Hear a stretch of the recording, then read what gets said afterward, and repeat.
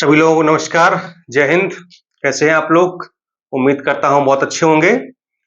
पत्रों की श्रृंखला में हम लोग शासकीय पत्र, अर्धशासकीय पत्र, परिपत्र और अनुस्मारक, ये 4 प्रकार के पत्र हम लोग पढ़ चुके हैं। टोटल आपके सिलेबस में 9 प्रकार के पत्र हैं और 10वां है आपका सारणी रूप, इसको कहते हैं टेबुलर फॉर्म। ठीक है, तो ये 5वां पत्र है। 4 हम लोग पढ़ चुके हैं, 4 ही और बचे हुए हैं। ठीक है, तो सारे पत्र आपको हम कंप्लीटली पढ़ाएंगे, सब कुछ बताएंगे। ठीक है, आज हम लोग पढ़ने वाले हैं कार्यालय आदेश। इसको हम कहते हैं इंग्लिश में ऑफिस ऑर्डर। ठीक है, और इसी के साथ एक पत्र और है जिसका नाम है कार्यालय ज्ञाप। ठीक, और दोनों में क्या अंतर? देखिए, कार्यालय आदेश और कार्यालय ज्ञाप का जब आप प्रारूप देखेंगे, फॉर्मेट देखेंगे, तो आप इनमें कभी अंतर नहीं कर पाएंगे, क्योंकि दोनों का फॉर्मेट एक जैसा है, सेम है बिल्कुल, लेकिन दोनों की परिभाषाओं में थोड़ा सा अंतर है। और आपको यह भी बता दूं कि कार्यालय आदेश और कार्यालय ज्ञाप दोनों पत्र सेम हैं, लेकिन इन दोनों में थोड़ा सा अंतर है। यूं कहें कि 95% दोनों पत्र सेम है, कोई अंतर नहीं है, लेकिन जो 5% का डिफरेंस है, जो अंतर है, बस वही आपको एग्जामिनेशन में लिख करके आना है। मार्केट में जितनी भी बुक्स है, मैंने सब में देखा है कि सब लोग क्या कह रहे हैं कि जो कार्यालय ज्ञाप है वही कार्यालय आदेश है, जो कार्यालय आदेश है वही कार्यालय ज्ञाप है। ठीक है, लेकिन ये गलत है। अगर दोनों एक ही हैं तो फिर 2 प्रकार के पत्र रखने की आवश्यकता क्या थी, क्यों बनाई गई?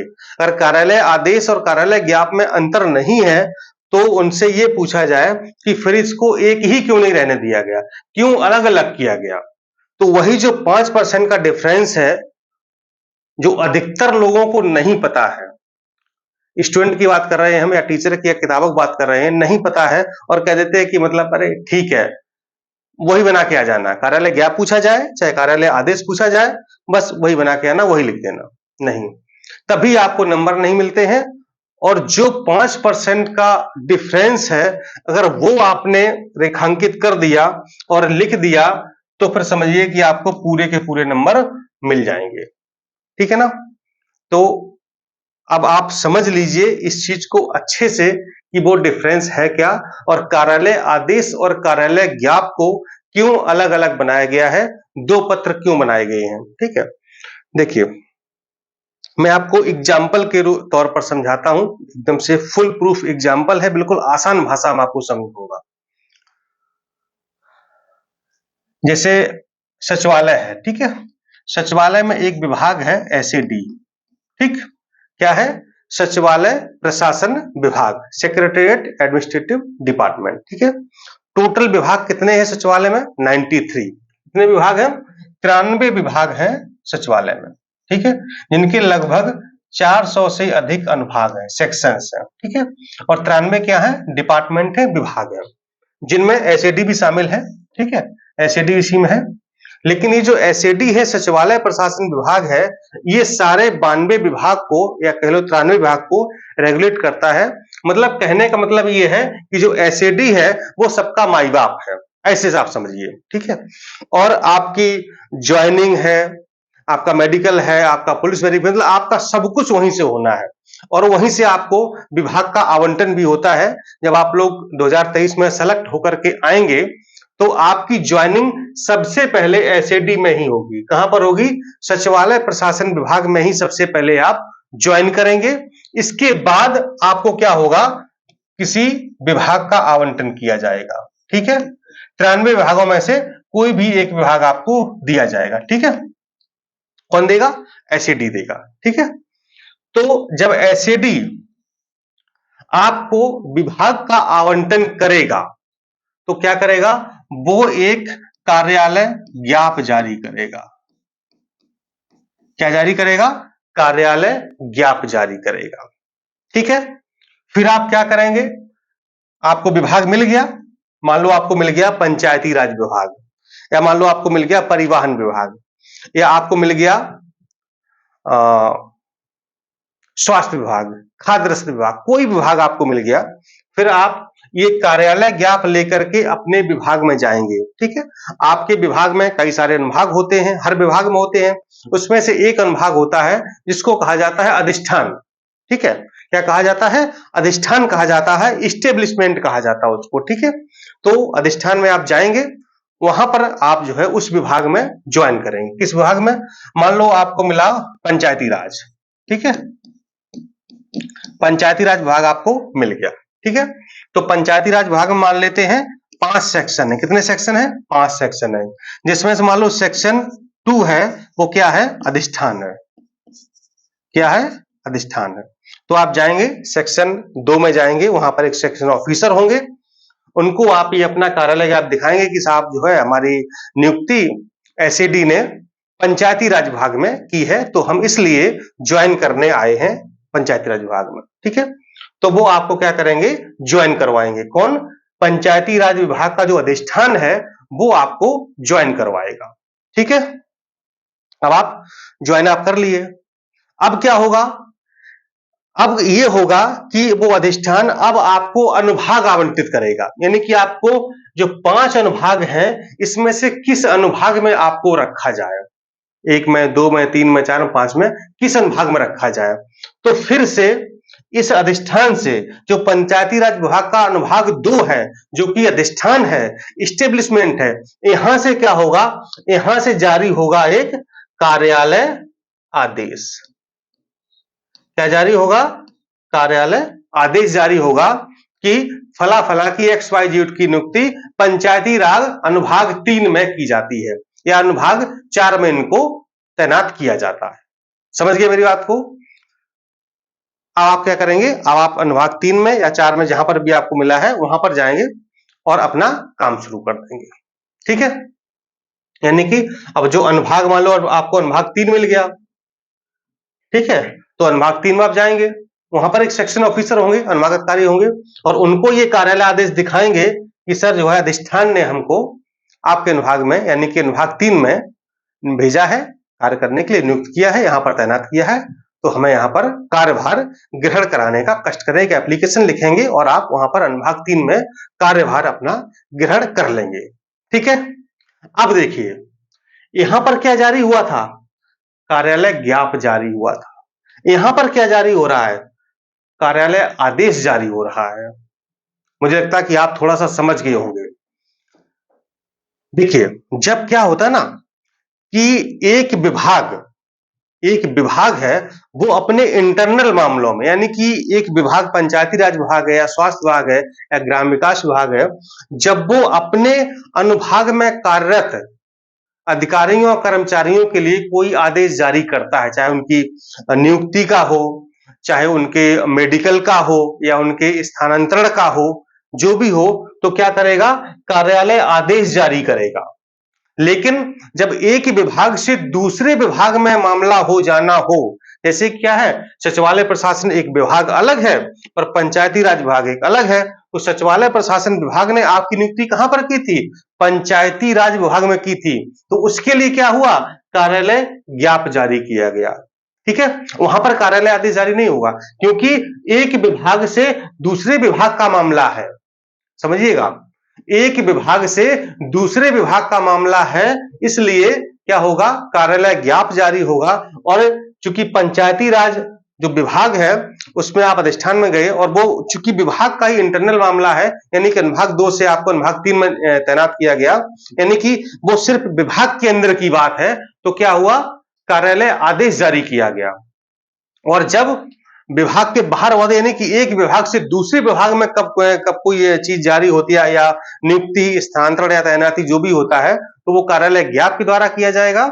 और उसी जब विभाग के अंदर चीजें होंगी तो क्या होगा? कार्यालय आदेश। ठीक है, अब देखिए परिभाषा को आप देख लीजिए, आप समझ जाएंगे। यहां देखिए, कार्यालय आदेश शासकीय पत्राचार का एक प्रकार है। इसका प्रयोग एक विभागाध्यक्ष अथवा उसके किसी उच्च अधिकारी द्वारा या सचिवालय के किसी शाखा द्वारा अपने प्रशासकीय नियंत्रण में कार्य करने वाले कर्मचारियों के अधिष्ठान संबंधी मामलों, जैसे कि स्थानांतरण, नियुक्ति, तैनाती, अवकाश की स्वीकृति, निलंबन, सेवा समाप्ति, प्रोन्नति, सेवा संबंधी प्रत्यावर्तन के निस्तारण के लिए क्या होता है, आदेश जो है वो कार्यालय आदेश के माध्यम से जारी किया जाता है। यानी कि हम कार्यालय आदेश पढ़ रहे हैं, इसका मतलब हम एक विभाग के बारे में, ठीक है, ये एक विभाग है और इसका नाम क्या है, पंचायती राज विभाग है, ठीक है, पंचायती राज, ये पंचायती राज विभाग, ठीक है। अब इसके अंदर इस पंचायती राज विभाग में जितने भी अधिकारी और कर्मचारी कार्यरत हैं, उनका अगर इंटरनल क्या होना है, स्थानांतरण होना है, या उनकी एक अनुभाग से दूसरे अनुभाग में नियुक्ति होनी है, ठीक है, या उनके कोई अवकाश है, जैसे कि ईएल है या मेडिकल अवकाश, जो उपार्जित अवकाश है, या फिर चिकित्सा अवकाश है, उसकी स्वीकृति है, या किसी को सस्पेंड किया गया या मतलब सरेंडर किया गया, ठीक है, ये चीजें सारी क्या होंगी, या सेवा संबंधी जो भी मामले हैं तो किसके माध्यम से जारी होंगे, कार्यालय आदेश के माध्यम से जारी किए जाएंगे। क्योंकि पंचायती राज क्या है, एक विभाग है और विभाग के अंदर सारी चीजें हो रही हैं, इस वजह से ये कार्यालय आदेश के माध्यम से सारे आदेश जारी किए जाएंगे। लेकिन अगर एसएडी की बात की जाए, ठीक है, तो एसएडी कोई भी जब सूचना जाए, कोई भी आदेश जारी करेगा तो वो कार्यालय ज्ञाप के माध्यम से जारी करेगा, ठीक है।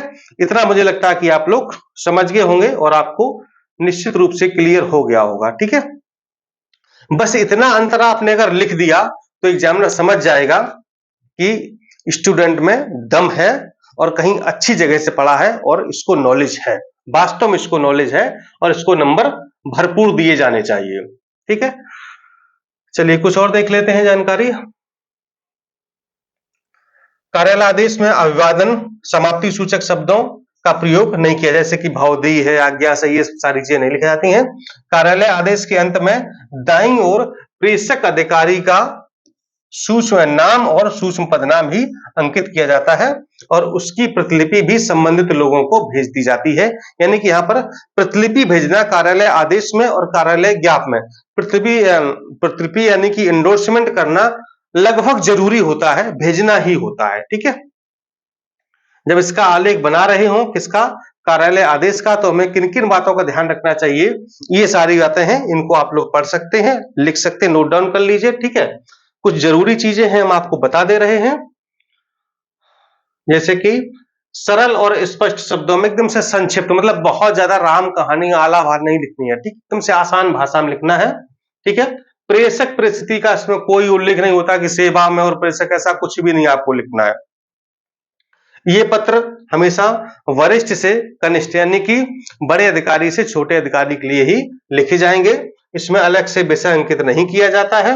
इनकी भाषा बड़ी अति औपचारिक होती है, तृतीय पुरुष या अन्य पुरुष में इनको लिखा जाता है। इसका कोई उल्लंघन करता है कार्मिक तो उसके खिलाफ अनुशासनिक या फिर दंडिक कार्रवाई की जा सकती है, ठीक है। और इसका प्रभाव क्षेत्र एक कार्यालय तक सीमित होता है, ध्यान रहे, देखा आगे ना बात हुई, एक कार्यालय तक सीमित होता है, यानी कि जो विभाग है वहां तक सीमित होगा, ये दूसरे विभाग पर लागू नहीं होगा, ठीक है। और इसमें भौदी या फिर भवनेश जैसे शब्दों को नहीं लिखा जाता है। कर्मचारी का नाम एवं पता पृष्ठ में नीचे बाईं ओर अथवा पृष्ठांकन में अंकित किया जाना चाहिए, ठीक है। ये इसकी विशेषताएं हो गई। इसके अलावा कुछ खास नहीं है, बाकी हमने आपको समझा दिया है, इतनी आसान भाषा में पूरे एग्जाम्पल के साथ मैंने आपको समझाया है, ठीक है।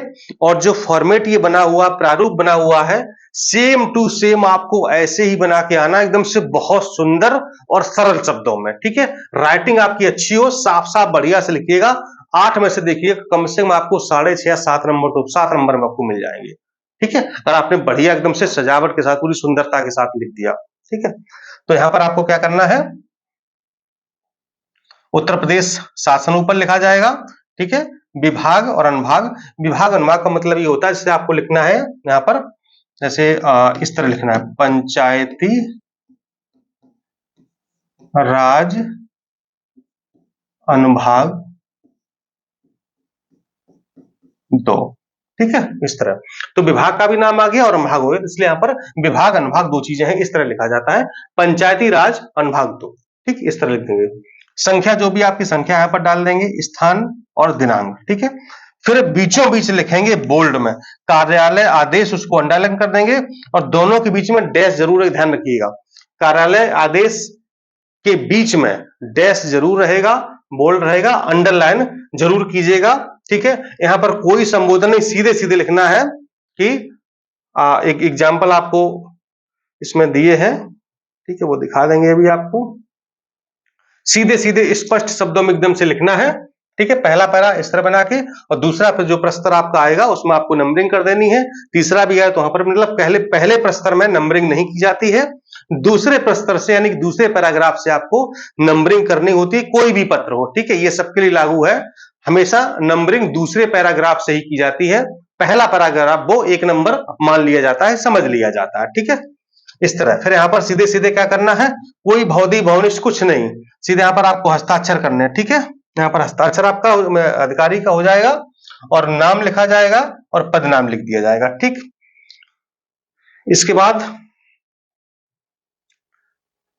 संख्या एवं दिनांक तदैव लिखा हुआ है। ठीक, इसका मतलब ये होता है कि जो ऊपर संख्या डाली गई थी वही संख्या नीचे भी है, वही संख्या भी है और वही दिनांक भी है। ठीक है, तदैव का मतलब ये होता है कि जो ऊपर लिखी थी वही नीचे भी है। ठीक है, फिर इसके बाद प्रतिलिपि निम्नलिखित को सूचना एवं आवश्यक कार्रवाई हेतु प्रेषित, और प्रतिलिपि इस तरह से भेज दी जाएगी। बाकी यहां लिखा जाएगा आज्ञा से, ठीक, और हस्ताक्षर नाम पद नाम। ठीक है, तो इस तरीके से जो है आपको लिखना है। ठीक है, एक देखिए एग्जाम्पल यहां पर देख लिया, आपको दिखा देते हैं।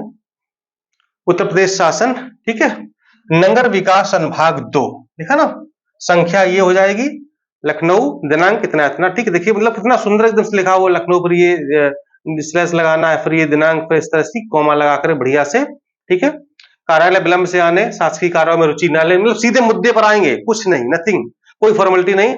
बिना बताए कार्यालय से अनुपस्थित रहे तथा कार्यालय आने पर भी शासकीय कार्यों का निस्तारण न किए जाने के कारण श्री आवासा समीक्षा अधिकारी नगर विकास विभाग के लिए उपयोगी नहीं रह गए हैं। अतः श्री आवासा समीक्षा अधिकारी नगर विकास विभाग को प्रशासनिक आधार पर सचिवालय प्रशासन विभाग 5 अधिष्ठान में समर्पित किया जाता है। ठीक है, चूंकि यहीं से इनकी नियुक्ति हुई होगी नगर विकास में, ठीक है, तो इनको वहीं पर वापस कर दिया गया। ठीक है, श्री आवासा को निर्देशित किया जाता कि वह तत्काल सचिवालय प्रशासन विभाग 5 में अपनी योगदान आख्या प्रस्तुत करें। ठीक है, इस तरीके से। और ये देखिए यहां पर सीधे यहां पर हस्ताक्षर हो जाएंगे, नाम आ गया और ये विशेष सचिव की ओर से जारी हो गया। संख्या ये डाल दी गई है, या फिर वही लिख सकते हैं, संख्या एवं दिनांक तदैव भी आप लिख सकते हैं, यहाँ पर संख्या डाल भी सकते हैं। और ये देखिए सचिवालय एसईडी को कॉपी गई है, अनुभाग अधिकारी नगर विकास लेखा को चली गई है, अनुभाग अधिकारी नगर विकास अनुभाग 5 को उनके पत्र इनके के संदर्भ में चला गया है, और समिति जो संबंधित अधिकारी है उसको कॉपी गई है, और एक फाइल आपकी, एक कॉपी आपकी गार्ड बुक में लग जाएगी आज्ञा से यहाँ पर अनुसूचित। ठीक है, तो इस तरह से आपको कार्यालय आदेश का प्रारूप बनाना है, एग्जाम्पल लिखने। ऐसे 2-3 एग्जाम्पल और भी हैं, ठीक है, वो सब आपको एप्लीकेशन पर मिल जाएंगे। ठीक है, तो आप लोग क्या करें, जाकर के ऐप जरूर डाउनलोड कर लें और वहीं पर सारे कोर्सेज आप लोग देख सकते हैं, ले सकते हैं। ठीक है, तो इसके अलावा जो कार्यालय आपका गैप बचा है ना, वो अगले वीडियो में आपको हम बता देंगे, उसका प्रारूप बता देंगे और सारी चीजें उसके बारे में आपको हम बता देंगे। ठीक है, कैसा लगा जरूर एक कमेंट कीजिएगा। क्या आपको पहले से जानकारी थी या फिर आपको नई जानकारी मिली है, और ये जानकारी आपको इतनी आसानी से कहीं मिलेगी भी नहीं। ठीक है, क्योंकि हम लोग जितना इस पर मेहनत करते हैं आपको पढ़ाने के लिए, ठीक है, इसको एकदम से एक एक चीज फॉर्मेट, मतलब कहां पर कौन सी चीज रखनी है, ताकि आपको कोई परेशानी ना हो। बस आप सीधा सीधा इसको याद करें, इसको रटें, प्रैक्टिस करें और सीधे सीधे परीक्षा में लिख करके आ जाए। ठीक है, कहीं से कोई इफ बट नहीं, और देखिएगा आपको कितने अच्छे इसमें अंक प्राप्त होंगे। ठीक है, और आपको पता ही है कि 39 नंबर के पत्र, ये जान लीजिएगा, 39 नंबर के पत्र, 24 नंबर के पत्र और 15 नंबर का साल रूप। ठीक है, 39 नंबर के पत्र आपसे पूछे जाते हैं। ठीक है, मतलब कि आधे से कम पेपर, लगभग आधे से कम जो है 100 नंबर का हिंदी पेपर होता है, जिसमें 39 नंबर के पत्र आते हैं। ठीक है, तो इस तरह अगर आप पत्रों की तैयारी करेंगे तो मुझे लगता है कि आपको मैक्सिमम अंक इसमें प्राप्त होंगे। ठीक है, चलिए मिलता हूं नेक्स्ट वीडियो में कार्यालय गैप के साथ। नमस्कार।